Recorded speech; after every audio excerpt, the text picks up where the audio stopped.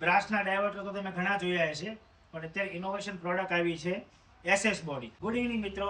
આજે આપણે ઓર્બિટો બાચવેલમાં એક મહત્વના વિષય વિશે વાત કરવા જઈ રહ્યા છીએ. આપણે એક નવી વસ્તુ લાવ્યા છીએ જે છે એસએસ બોડી. તમે તો આની વિશેષતા વિશે તમને નિરોન કંપની આપણે જે સેલ કરીએ છીએ એના ઓનર તમને રાજુભાઈ છે. આ રાજુભાઈ છે, તો એ જ તમને એની ડિટેલ વિશે તમને ડિટેલ કહેશે કે આ બોડીમાં શું વિશેષતા છે એમ. રાજુભાઈ, તમે કહો આમાં બ્રાસ બોડી અને એસએસ બોડી ઉપર શું તફાવત છે બંને વિરુદ્ધ? ઓકે, હું તમને બે રીતે સમજાવું. એક તો બ્રાસ બોડી અને એસએસ બોડી. પેલી વસ્તુ એ છે, પેલા આપણે આમાં સમજીએ કે આ બ્રાસનું ડાયોવર્ટર આપણું જે આજ સુધી ચાલતું હતું એ ટાઈપનું ડાયોવર્ટર કહેવાય. આ નવું છે એ 46 mm ફ્લેટ કાર્ટ્રીજ વાળું છે. આ 46 mm કાર્ટ્રીજ વાળું છે. એનો મતલબ એ છે કે એક જ પ્રેશરમાં એક જ ટાઈમમાં એટલું જ પાણી બે આપે. તમને આમ લુકમાં એવું લાગશે કે આ ડાયોવર્ટર એટલું પાણી કેવી રીતના આપી શકે, પણ મૂળ આ કાર્ટ્રીજની કમાલ છે કે પેલા આ કાર્ટ્રીજ અવેલેબલ નહોતી. આ કાર્ટ્રીજમાં એવું છે કે બોડીમાં પાણી જે છે એ બોડીની અંદર હોય, એટલે કાર્ટ્રીજની અંદર સીલિંગ 3 જગ્યાએ થાય, અને પછી આમાં 46 mm હોય એટલે એનો ફ્લો એટલો થાય, એટલે આ મોટું તમને આમ પીસ મોટો લાગે. પણ આની અંદર શું થાય કે આ ફ્લેટ કાર્ટ્રીજ, આની અંદર 45 mm ને લીધે આ બેનો પાણીનો ફ્લો સેમ આવે. હવે વાત શેની કરવાની છે તો કે એસએસ બોડીની, કે આપણે એસએસ 304 શું કામ લીધું. હવે બ્રાસના રેટ પેલા શું હતું, 400 રૂપિયા આજુબાજુ પર કેજી ના ભાવ. 8 મહિના પહેલા એટલા હતા. ઇનથી પેલા 8 વર્ષ પહેલા. હા. હવે 400 રૂપિયા, પછી 500 રૂપિયા, 600 રૂપિયા, ટીલ ડેટ અત્યારે કેટલા ભાવ છે? 850 રૂપિયા. 850. હવે 850 ની સામે એસએસ 304 માં આ મટીરિયલ એવું છે કે પાણીની સાથે કોઈ પ્રોસેસ ન કરે.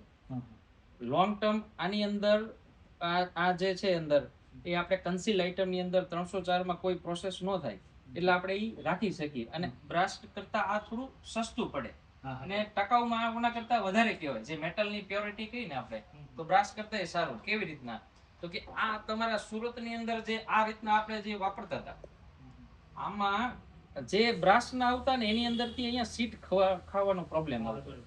બરાબર. જ્યારથી એસએસ 304 પણ પ્યોર મટીરિયલ 304 હોવું જરૂરી છે, કે ECF8 ક્લાસ કહેવાય.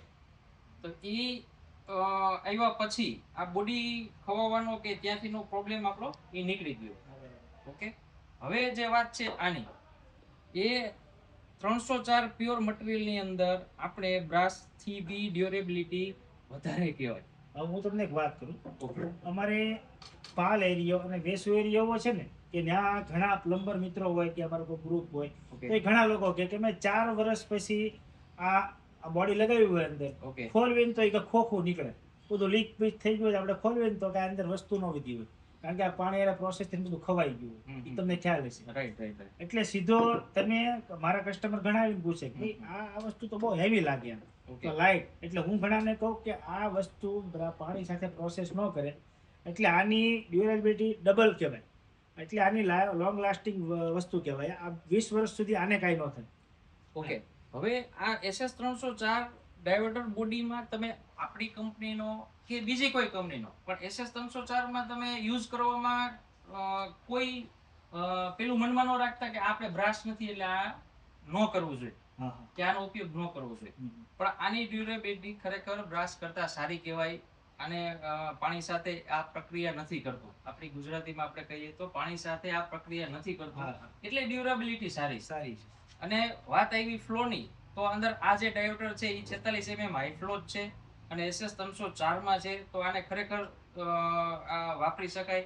અને એસએસ 304 માં આટલું સરસ ડાયોવર્ટર બન્યું છે, એ આપણે મિક્સરના ભાવમાં એવેલેબિલિટીમાં સારી ડ્યુરેબિલિટીમાં આ ડાયોવર્ટર કહેવાય. મતલબ હોલ મિક્સરના ભાવમાં આ થઈ જાય. અમે ઘણા કસ્ટમરને એમ કહીએ છીએ, પણ કસ્ટમરને એમ થાય કે આ તો આવું, એટલે આ તમે આજ કીધું એટલે હું સમજી ગયો કે આ ભલે મોટું દેખાય, આ મોટું દેખાય અને નાનું દેખાય, પણ સેમ આ તમારું જેટલી મિનિટમાં ડોલ ભરી દે ને પાણીની ડોલ જેટલી મિનિટમાં ભરી દે ને એટલી મિનિટમાં આ જ ભરી દે. એટલો ફ્લો સરખો આવે. એક જ પ્રેશરમાં એટલો ફ્લો સરખો આવે કે બે એક જ મિનિટમાં એટલો જ પાણીનો ફ્લો હોય. રાઈટ વાત છે. મતલબ બંને સેમ ટાઈમમાં સેમ પાણી ફેંકે. આ મોટું ખાલી દેખાય છે પણ કામ તો એવું જ આવે.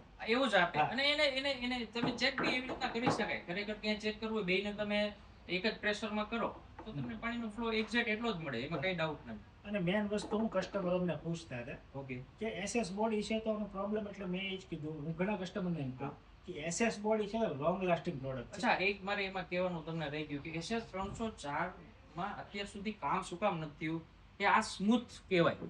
બ્રાસ જે છે એ સ્મૂથ પ્રોડક્ટ કહેવાય કે સ્મૂથ મેટલ કહેવાય આના પ્રમાણમાં. હા. SS 304 માં કોઈ બી વસ્તુ બનાવવી ને એ બહુ હાર્ડ છે. એની પ્રોડક્શન જે સાયકલ છે એ બહુ લેન્ધી છે. એટલે કોઈ છે ને આમ ઝડપથી આની અંદર SS 304 માં બનાવવા માટે થતું નથી અથવા ટ્રાન્સફર નથી થતું.